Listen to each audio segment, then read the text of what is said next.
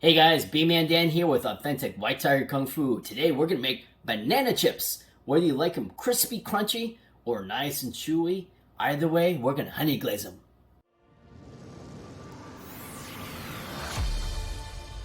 So quick shout out to our friends at More Than Apples. They saved all this food and I get to enjoy it. But check their link below and see how you can support their cause as well as get yourself hooked up with a buttload of good food. As far as thickness goes, 1/4 inch is perfect. You can definitely go thicker than that, but it takes a whole lot longer to dehydrate properly, so you've been warned. Alright, so now we're ready to glaze our bananas, and this can be done one of two ways. The simplest is to mix half part water and half part honey, and just brush it over this and you're done.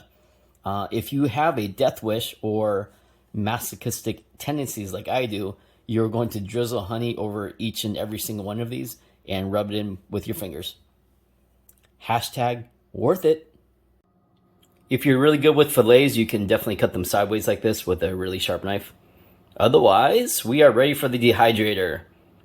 And honestly, invest in one. It's going to save you a lot of headache and heartache. If you're still curious about the oven method, I will upload those directions to our blog and post that link below.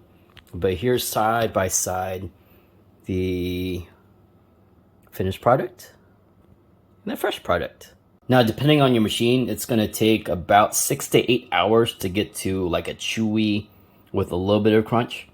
And then at this state, this was about 24 hours. But you get this, like a chip. Many ways to skin a cat, or in this case, peel a banana. Thanks for sticking around. Please like, comment, subscribe, and we'll see you on the next video. Also, check out our video on what to do with these banana peels to supercharge your plants.